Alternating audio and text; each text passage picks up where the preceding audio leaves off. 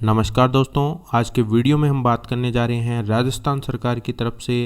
जो महिलाओं को स्मार्टफोन वितरण की जो योजना है उसके संबंध में बिल्कुल स्पष्ट निर्देश जारी हो चुके हैं और स्मार्टफोन का वितरण अगस्त माह के प्रथम वीक से स्टार्ट होने वाला है। तो दोस्तों, सबसे पहले आपके साथ में मैं वो नोटिफिकेशन शेयर कर देता हूं जिसके अंदर संपूर्ण दिशा निर्देश दिए गए हैं।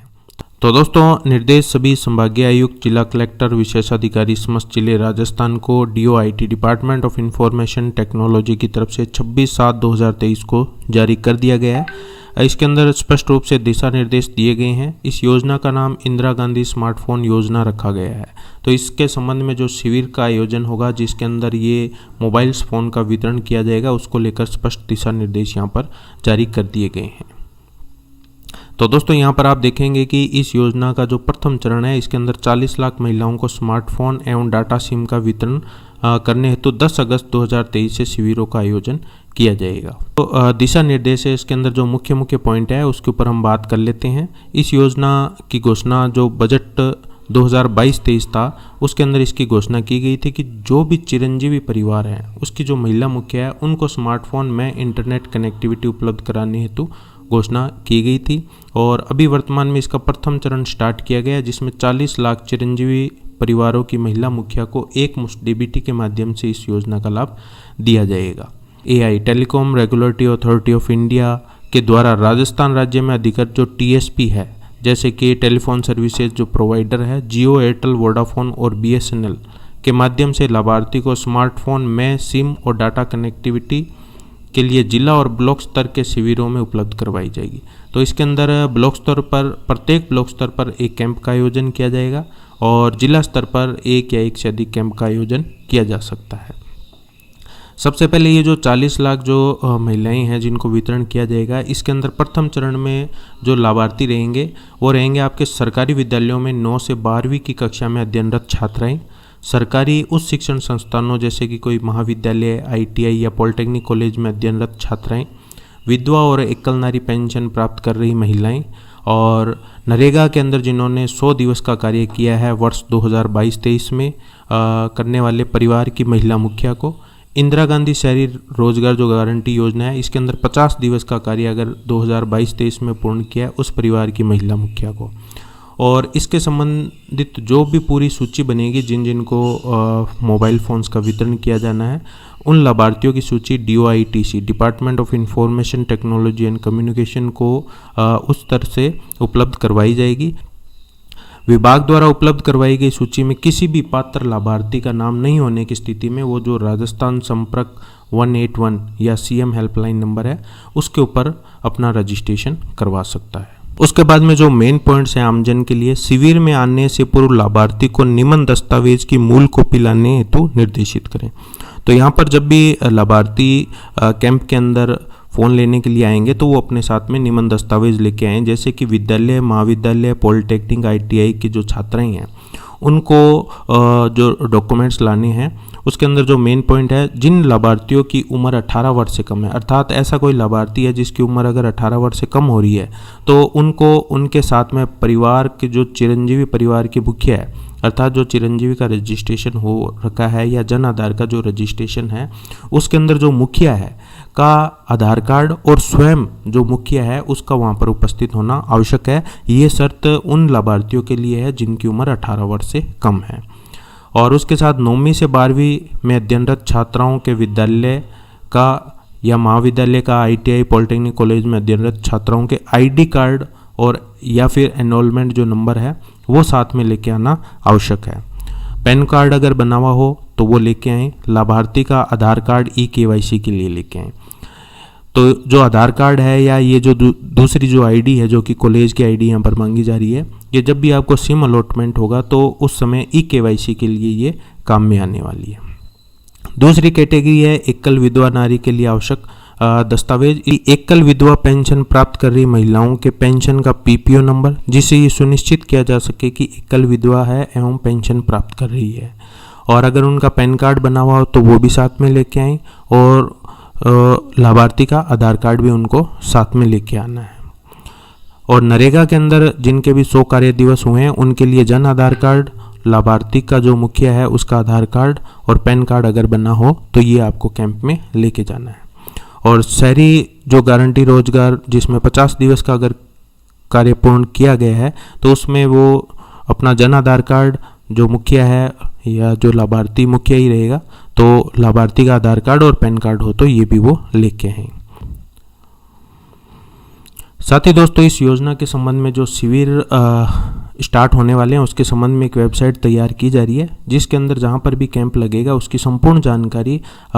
उस वेबसाइट के माध्यम से आम जन तक पहुंचाई जाएगी। इस पॉइंट के ऊपर हमने बात कर ली है कि अगर कोई भी लाभार्थी 18 वर्ष से कम उम्र का है तो वो ई-केवाईसी सिम के लिए चिरंजीवी परिवार के महिला मुखिया पर होगी। मोबाइल फ़ोन भी चिरंजीवी परिवार के महिला मुखिया को ही मिलेगा, और इसीलिए उनका स्वयं का आधार कार्ड वहाँ पर लेके आना आवश्यक है। यदि कोई लाभार्थी विभाग की तरफ से तय जो समय सीमा की जाएगी या जो तारीख फिक्स की जाएगी उस दिन अगर वो शिविर में उपस्थित नहीं होता तो वो जब भी जिला मुख्यालय पर जब कैंप लगेगा तो उसमें जाकर भी अपना स्मार्टफोन प्राप्त कर सकता है।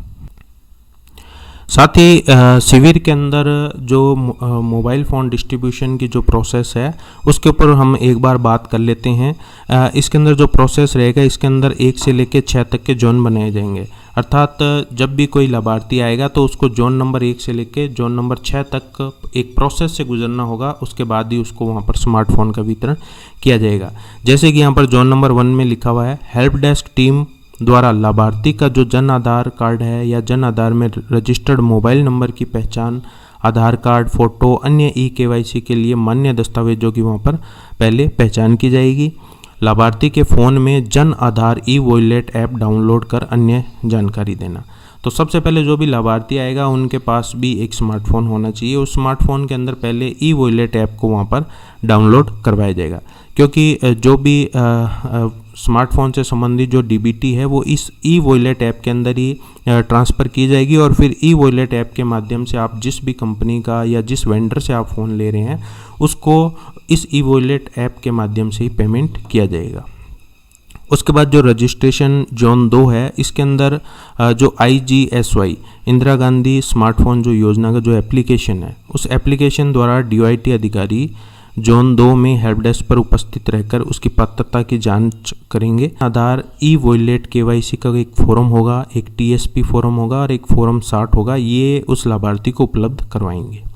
उसके बाद जोन नंबर 3 में अलग अलग जो TSPs है, टेलीकॉम सर्विस प्रोवाइडर है, वो वहाँ पर बैठे होंगे। लाभार्थी अपनी ई-केवाईसी करवाने के पश्चात अपनी पसंद की जो भी सिम है या इंटरनेट डाटा का जो प्लान है वो उसको दे दिया जाएगा। यहाँ पर 4 जो TSPs है, Airtel, Vodafone, Jio and BSNL, इनको यहाँ पर रखा गया है। लाभार्थी अपनी पसंद के अनुसार किसी भी कंपनी का सिम ले सकता है। और ई-केवाईसी के लिए जिन लाभार्थियों की उम्र 18 वर्ष से कम है वे स्वयं का आधार कार्ड, और जिन लाभार्थियों की उम्र 18 वर्ष से कम है वे चिरंजीवी परिवार के मुखिया के साथ आएंगे, और चिरंजीवी परिवार की मुखिया और जो मुखिया का स्वयं का आधार कार्ड है वो साथ में लाना आवश्यक है। उसके बाद जो जोन नंबर 4 है उसके अंदर आप देखेंगे लाभार्थी में अधिकृत मोबाइल डीलरों से अपनी पसंद का मोबाइल फ़ोन वो क्रय कर पाएंगे,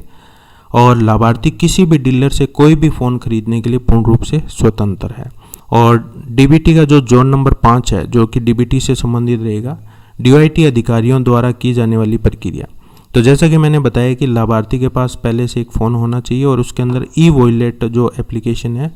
वो उसके अंदर इंस्टॉल होगा। लाभार्थी के ई-वॉलेट KYC की प्रक्रिया करना, लाभार्थी द्वारा अपनी पसंद का सिम और इंटरनेट डाटा प्लान लेने के बाद में उसकी ई-KYC होगी, और ई-KYC के पश्चात प्रत्येक लाभार्थी का राज्य कर्मचारी द्वारा लैपटॉप पर जो एप्लीकेशन IGSY एप्लीकेशन होगा उसमें उसका नाम, मोबाइल नंबर एंटर किया जाएगा। लाभार्थी द्वारा चुने गए जो मोबाइल फ़ोन है और सिम की जानकारी उस एप्लीकेशन के ऊपर एंट्री की जाएगी। ई-वॉलेट के माध्यम से लाभार्थी को DBT करना, और उसके बाद में लाभार्थी द्वारा मोबाइल एवं डाटा सिम के लिए ई-वॉलेट से भुगतान करना। तो इसके अंदर जो मेन प्रोसेस रहने वाला है वो लाभार्थी के पास पहले से एक स्मार्टफोन होगा, उसके अंदर एक ई-वॉलेट जो एप्लीकेशन है उसको इंस्टॉल किया जाएगा। उस ई-वॉलेट के अंदर सरकार की तरफ से DBT ट्रांसफ़र की जाएगी, और उस DBT को फिर ई-वॉलेट के माध्यम से जो वेंडर है उसको भुगतान कर दिया जाएगा। और उसके बाद में जो लास्ट जोन है, जोन नंबर 6, इसके अंदर लाभार्थी को डिजिटल साक्षरता से संबंधित कुछ जानकारी दी जाएगी। कुछ ऐप्स हैं जो राजस्थान सरकार के, वो इसके अंदर मोबाइल के अंदर इंस्टॉल करवाए जाएंगे और साथ ही उसमें एक डिजिटल सखी बुकलेट का भी वहाँ पर वितरण किया जाएगा। तो दोस्तों, इस दिशा निर्देश के अंदर जो भी मुख्य पॉइंट्स थे उन पॉइंट्स के ऊपर हमने चर्चा कर ली है और जैसे ही लाभार्थियों की सूची हमें उपलब्ध होती है हम पुनः वीडियो के माध्यम से आपके साथ में उस सूची को शेयर कर देंगे। तो उम्मीद करूंगा वीडियो के अंदर जो भी जानकारी आपको दी गई है वो आप अच्छे से समझ चुके होंगे और वीडियो में दी गई जानकारी अगर आपको अच्छी लगी तो प्लीज़ आप वीडियो को लाइक करें, शेयर करें और साथ ही चैनल को आप सब्सक्राइब करें। Thank you.